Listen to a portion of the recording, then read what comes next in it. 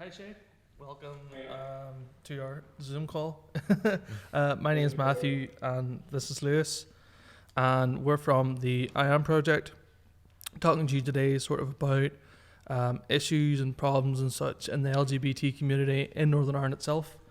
And for anybody that's watching, this is Shea from Azlan. So sort of tell us a bit about yourself and the organisation. Yeah, so my name's Shea O'Hara. I'm 41 and I am a member of the Belfast Azlans. I joined them in July of 2017. I showed up for one of the training sessions and loved it and haven't left since. So I suppose I could tell you a bit about how we started. So our organisation was founded back in 2015. It was founded off the back of Northern Ireland used to have a team called the Ulster Titans. Yep. That was the gay rugby team, and they, for whatever reason, had folded. And our founder, Kevin Bartlett, had been contacted by a few different people in different organisations who were keen to get an inclusive rugby team going. So he founded then in 2015 the Belfast Azlans. So, and I suppose the formation of the Belfast Azlans was kind of in line with the whole inclusive rugby movement, which kind of the first ever kind of inclusive rugby team was the King's Cross Steelers in London. They were set up in 1995, and then kind of following that, there was then the creation of the International Gay Rugby Association. Okay. Which kind of is an association that is involved with over 85 kind of teams worldwide. And kind of they work to kind of promote equality and diversity and kind of eliminating any discrimination, and especially in sport, and kind of promoting health through playing rugby. How do you think rugby has, as rugby in general, not just gay teams, has sort of worked with the LGBT community to make them feel more welcome? I suppose personally, I mean, the Belfast Azlans, yes, we're an inclusive rugby team. Like not all of our players are identified gay or bisexual. We have straight players as well. But I suppose rugby would be viewed as being a really rough sport, and I mean, definitely, personally myself, I was really nervous beforehand. I had kind of followed the Azlans online for months and months and months before I plucked up the courage to message them and kind of, get speaking to some of the guys before I went down to try out for the first time. And I think if like lots of people have, including myself, school wasn't the kind of environment that I felt kind of safe learning a sport, a team sport especially. I hated PE. I would take notes in whenever I could, because the levels of homophobic bullying that go on in schools, and probably still go on in schools, is it's not acceptable for one, and it's not it's definitely not conducive for learning a sport. So the Azlans provided me with a safe space to kind of learn a team sport, and in turn, find that I really loved playing team sport. We're doing a lot about sort of schools and how school attitudes have sort of, and the way schools react with the religiosity in schools and all, how that sort of impacts sort of the upbringing of people in that community. That's actually, it's maybe interesting because you're maybe from an older generation than most people we've been interviewing. Yeah. Sort of how maybe your upbringing in school and all sort of made you feel like being a member of the LGBT community, how you felt like you could express yourself when you were younger and all, and do you think the negativeness of the school was a religious school or something you maybe went to? Yeah. Oh, well, mine was a religious school, yeah. But I mean, in terms of my sexuality at school, I just couldn't express myself. It wasn't, and I mean, definitely even then, things were still very taboo in regard to the whole LGBTQ movement. So, even you just wouldn't have identified yourself in that way, because you were just opening yourself to further bullying. So, I mean, school was more about survival for me than expressing myself. It was a matter of just get me out of here as quickly as I can. think it's the same for me. So I suppose, do you think if there was like a teacher who happened to be in sort of the LGBT community in the school, sort of like a role model kind of style person, do you think that would maybe have helped a lot more people at the time or even now? I think that, yeah, definitely more role models in general in the public, whether it's school or whether it's even more positive role models on our TV screens, is definitely something that I think is important. And it's also, I think, very useful for young people coming up through school and that to have someone, role models to look up to. I think it's very important. Yeah, definitely. Sort of just going back to the sports kind of thing, do you sort of think there should be a lot more opportunities in sports in general for like LGBTQ people in the community? Yeah, definitely. I mean, the experience I've had through being part of a team and playing sport has been, the health benefits have been amazing. Like apart from the fact that you're getting fit, you're maintaining fitness. It's also amazingly good for your mental health. You're part of a team. The team really looks out for each other. You're forming new friendships, and like it just benefits you in so many different ways that I think is really important. Yeah. So there is sort of that support group in the team in general for everybody then. Yeah, definitely. The support aspect in the team is massive. Like the team is, everyone's really good at looking out for each other. And if they see someone's, a bit down or, they maybe needs a chat, everyone is very proactive. I think, in, going to them. I think as sports go, like rugby in Ireland and across the water and all, has done a lot better than soccer and Gaelic at sort of being more inclusive to LGBT community. Is there anything you think that they could do you think, that make them more inclusive, or how do you think they could learn from rugby to sort of, be more inclusive? I mean, definitely. I think the whole attitude between rugby and soccer is like night and day. There isn't the same level of hooliganism, and I mean, I don't like to generalize, but I mean, definitely there isn't that element to rugby. Like our host club, the club we're part of is Belfast, and they have been so accommodating and so welcoming to the Azlans. We've been totally welcome, but totally included in the club, and we find that to be really helpful as well. Do you sort of feel like then making the club up in Belfast has been easier? Say if you were out in a more of a rural area like Mid-Ulster? Well, I mean, yeah, you can't get much more rural than where I'm at. I live way up in the north coast, in a tiny village called Cushendun. So I mean, I'm traveling to Jordanstown on a Tuesday and Thursday evening, after my work. But that doesn't worry me. It's worth it. I don't mind the drive. Yes, it's more difficult for people in rural areas, especially if they don't drive. Yeah. And I mean, growing up in a small rural area, I know definitely that can be very challenging, especially if you don't have other like-minded people to reach out to, or to have for support. I think that's one good thing with things like social media and stuff, is it gives a lot more of an opportunity. Like before the internet, there's no way if they had a club like this in the 90s or 80s that you'd really maybe find out about it, Yeah. But so now you just lock up on there was no Facebook, such thing as social media. Yeah. And you were I found it, you were very cut off from everything, and obviously it wasn't until I had passed the age of 18 and I actually moved to England before you kind of start being able to express yourself properly and kind of including yourself within the LGBT community properly. Just you saying that you moved to England, it seems to be a common thing for a lot of people that we've talked to, especially myself, that we've had to move out of the country or move to the city to actually sort of feel like we're a bit more comfortable in who we are and who we're around and stuff. So I suppose like for you, that was obviously something for you. Sort of do you think that should have to be a thing? Like, I don't think it should have to be a thing. I think unfortunately, especially for young people growing up in rural areas, especially young LGBTQ people growing up in rural areas, it's more difficult because you don't have the same opportunities and you don't have the same resources available to you.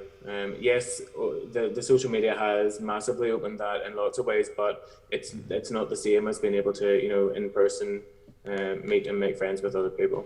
How do you think, like, sports, that's an interesting one, like, as I was saying, I thought rugby has changed a lot in sort of its inclusivity, and there's a lot more open rugby players, like, who play for national teams in Ireland or England or whatever. How do you think that has changed, like, in the past 10, 15 years in rugby specifically? Well, I mean, like as you said, there are a lot more openly gay players for various different sports. Yeah. And I think again that comes down to the positive role model thing. You know, that it's so important, especially for young people and young sports people as well, to know that, you know, there are other people out there playing for the big teams, that, you know, they're able to come out and that, you know, that they have positive role models to look up to. I also think it is massively brave of people who are so much in the public eye to put themselves out there in that way, because I mean they do open themselves up to scrutiny and people, you know, making unpleasant comments as well. But, you know, I think it's really brave of them to do so. Do you think, like, as you were talking about, like, it's an interesting one, I was thinking about, like, the cultural differences between rugby and football and Gaelic. Do you think that sort of makes it a lot easier for, like, the LGBT community in rugby? Because, like, as you said, it's less hooliganism, it's more sort of, I don't want to say middle class, but it has that sort of more refined sort of thing to it than soccer does. Do you think that makes it a lot easier for them to, because rugby would be quite a few years ahead of football probably on issues like this. You know, do you think it makes it a lot easier, that sort of thing? Yeah, let's say, I mean, I don't like generalizing. You know, kind of going, well, rugby, I play rugby, so it's better than football. But I mean, definitely the more inclusive attitude in rugby was definitely what appealed to me. And rugby wasn't something that was played at my school. So for me, it definitely was how the sport itself came across and how they seemed, as you say, to deal with issues like this, that definitely appealed to me in the first place. Yeah. Whereas I didn't see that as much with soccer or other sports. But I mean, there are also inclusive soccer team. There's an inclusive soccer team now within the Belfast area, and I don't know an awful lot about them, but I do know that some of our players also play in that team as well. Yeah. Do you know their name? Their club name? I don't know the name. I can find out for you of some of our players and email it to you. But as I say, soccer didn't appeal to me, so I didn't find out the name. So you were saying that you live up in Cushendall, wasn't it? So how does it feel now? So moving back into that rural area, you know, having those kind of things and stuff. How does it feel? To me, well, obviously it's been coming home. I mean, I was born and reared here. So like I only lived in England for a short period of time before moving back home. So I didn't live away for an awful long time. I have lived in Belfast at different points as well. And obviously, you know, when I was doing my degree, I studied in Belfast, but I've been civilly partnered for 13 years. And myself and my partner both live here, and we love it. Like you know, I don't see us kind of ever leaving Cushendall. You know, we really enjoy the quiet aspect of living rurally now. I mean, yes, Belfast there. I mean, we're in it often enough, and like definitely we socialise in Belfast a lot. And definitely I would socialise with the rugby team an awful lot. Well, whenever we're not in the middle of a global pandemic in lockdown. No. How is that sort of the lockdown in general? How has that affected then everyone on the team? Have you been able to go out and still practice? Well, I mean, one of my roles within the team, so I'm one of the recruitment officers, but I'm also I'm player welfare officer. So yeah, we have players who live alone and who lockdown has been extremely isolating for. So what we've been doing is on the Tuesday and Thursdays where we normally would have face-to-face training, we've been doing Zoom fitness workouts. And then on Sundays we would tend to try and have like a Zoom call just to kind of catch up, check in, see how everyone is.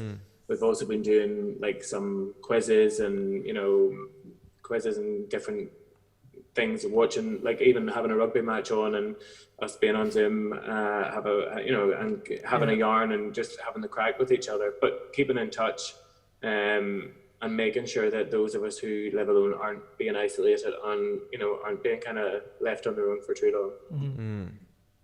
But I mean, it has definitely been difficult and has definitely had an impact on the team. Yeah. So you, once again, just back to sort of the real thing, living out in Cushendall, you have been there for how long now? What, sorry? How long have you both been in Cushendall then? So we've both, we've been civilly partnered for 13 years. We've lived here the whole time. My whole married life we've lived here. Yeah. So how have you sort of got along with everybody else sort of in Cushendall? Like how have you had to you get along with everybody, I guess? Yeah, we do, of course. Yeah. We have no issues here at all. The local community that we live in is very welcoming, and we have no issues here at all. Mm. That's nice. Yeah, I know that's not the case everywhere, but we're lucky where we live. Yeah. Tyrone's not the most liberal place in the north, so it isn't. But one thing is, I think, very interesting, that I think you get a better perspective than some of the other people we're interviewing because you are a bit older than most of the people. I don't want to keep going on about your age, but do you think that attitudes have changed a lot in the north around LGBT Definitely. rights? I mean, attitudes have changed massively from when I first came out to now. I mean, yes, things are changing. They're changing slowly, and in respect to certain things, I think it's still too slow. But yeah, definitely, attitudes have changed massively. There's definitely a lot less open discrimination against the LGBTQ community, but it's still there. Yeah. Well, in fact, another completely different question. For anybody that maybe wants to go out and start a soccer club or a rugby club or a Gaelic club or whatever, to help sort of the LGBT community come out and play more sports, what kind of advice would you give them to help them starting such a thing? One of the biggest and probably your starting point, I would say, is to utilize social media to kind of get the idea out there, see if there's the interest in the area that you're talking about, and start getting names, maybe start like an online group, and then if you're going to start a club or a committee, get in touch with some of the different organizations that each area will have a local organization that can help, like a community organization that can help with setting up like an official committee and the different roles and responsibilities that you would need, treasurer, chairperson, all the different roles. And I would definitely advise, getting in touch with someone that can help get that set up. But definitely use social media to get the idea out there, and see if the interest is there. Do you think then you guys, say in the next couple of years, maybe have plans to bring events to Belfast or into rural areas for like teenagers and younger people to try and come out of these communities and get involved in these sports more? Yeah, definitely. We're very keen to do that. So, like I say, the different rugby teams that would be in the IGR. There's lots. There's the Union Cup. There's the Hadrian Cup that we mentioned. The Thebans in Scotland, they have what's called a rugby clinic, where different teams come down and they have a weekend of kind of learning rugby and playing together and then socialising. And we would have big plans that we would be able to do that in Belfast as well. One point you were bringing up earlier was about mental health. How do you think this does positively impact the mental health of people having so many clubs and all, and feeling that, like you mentioned that one in Cork, so obviously in areas which are so big, like you don't want to go 100 miles to play in a gay rugby team. So how do you think that having more teams has positively impacted it? I think, aside from the fact that if there's more inclusive rugby teams, it means that there's hopefully less of a distance for someone in certain areas to travel to. In terms of how it impacts positively on mental health, it does so massively on so many different levels. I mean, apart from the fact that fitness in itself and maintaining fitness improves your overall health, but including your mental health. The support nature of being part of a team, the social aspect to it is massive as well. Like we're a very sociable team, and we do have nights out. We've been at, what do you call that? Let's go hydro fun park thing. We do all those sorts of days out and things like that. It's not always based out around nights out and in the clubs. Like we do lots of different bike rides. We do lots of things, and that aspect of it is massively important for helping people maintain healthy emotional well-being and mental health. It's very important, and the team does it very well. Yeah. In regard to supporting each other. So does Azlan have the support from, say, anybody in the Ulster rugby team or even the Irish rugby teams at all? I'm not sure actually if any of the players in Ulster or the Irish rugby team follow the Azlans, but I'm quite sure if you were to speak to any of them, they would be fully supportive of what we're trying to achieve and the work we're putting into to inclusive rugby. They're just happy because you're bringing more players in. I suppose then, just to end the whole thing off, is there anything else you'd like to add? Any advice you want to give somebody out there? Just that if anyone is interested in giving rugby a try, go for it. I know it can seem daunting at the start, especially if you haven't had a good experience in the past, but honestly, it's worthwhile doing, and it's great crack. And the Belfast Azlans is, there's definitely a welcome for anyone who's wanting to join. Have either of you two ever thought about playing rugby? I used to play rugby in high school, but I'm more of a soccer person myself. I'm more of a Gaelic person, but I might get into rugby. I don't know. I haven't really, give it a try. My sister's husband or partner can be a wee bit overwhelming with the rugby sometimes. Just like the moment you meet him, just like constant rugby, It's like what okay. Do you have any contact info, like an email, a mobile number, any way for anybody can contact Azlans? If anyone's interested in contacting us, the Azlans have a Facebook page, and they can message us directly off that, and it'll be myself or Carl who will be getting back to you. So by all means, get in touch via the Facebook page. Yeah. Well, thank you very much once again for coming in and talking with us. It's been No great. problem, The thank information you've been able to give us has been brilliant. Yeah. Thank you for inviting me. Yeah. So I think that's us. Yeah. Yeah.